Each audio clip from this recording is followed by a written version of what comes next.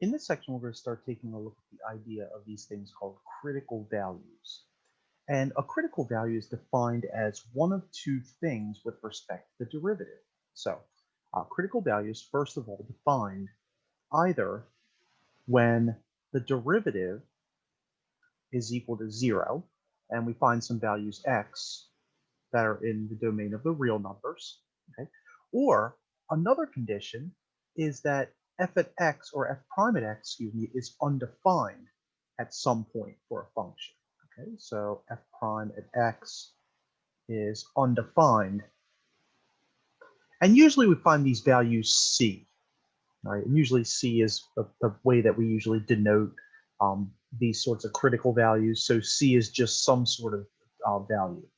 And what we can do is we can just take a look at the graph that we have below. And let's just call this a function f. Right?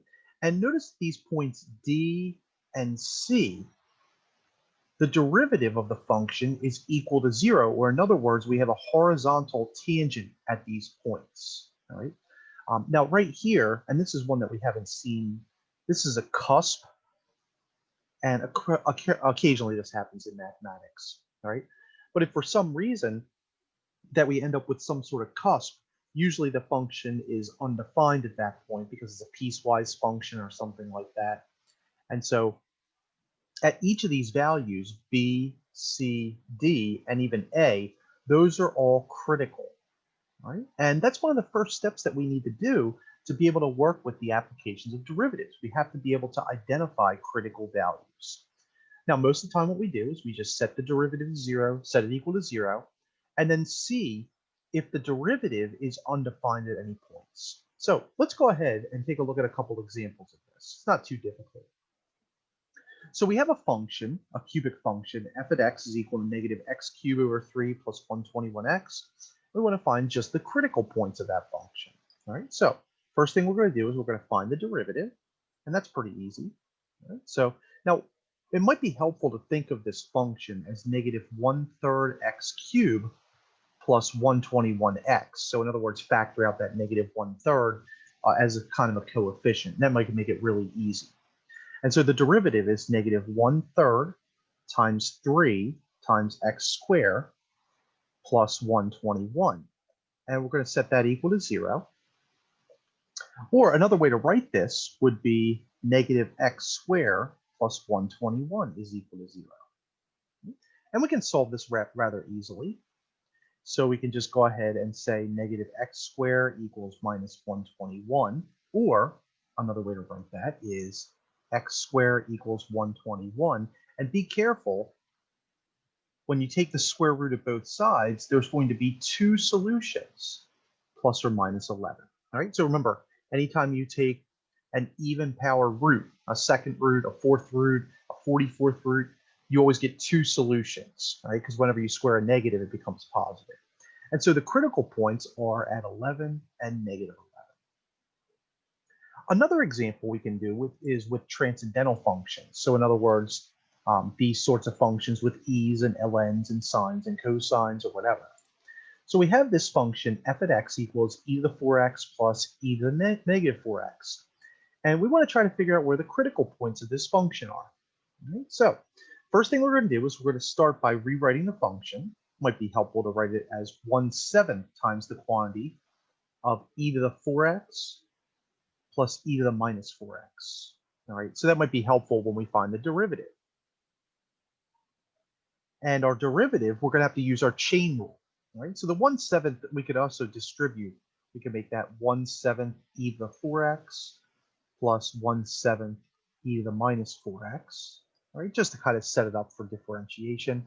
And so if we use our chain rule, remember the derivative of e is e, so we're going to have 1/7 e to the 4x, but then chain rule says we have to multiply it by 4x prime plus 1/7 e to the minus 4x times negative 4x prime.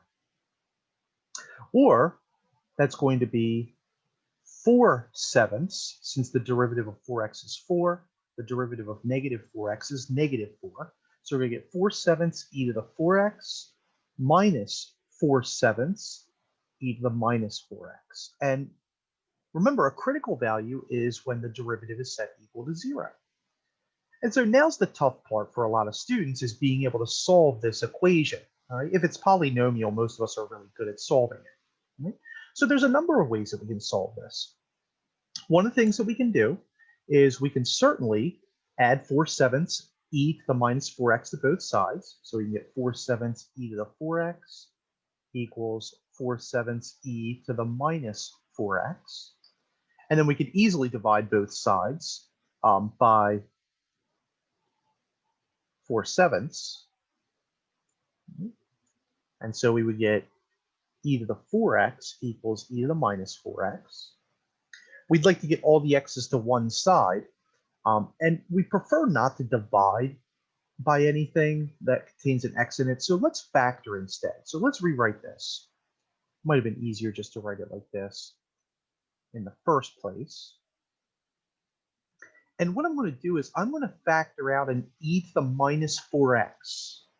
All right, now pay close attention to this factorization. Now we know if we factor e to the 4x from e to the 4x, not minus 4x, by the way.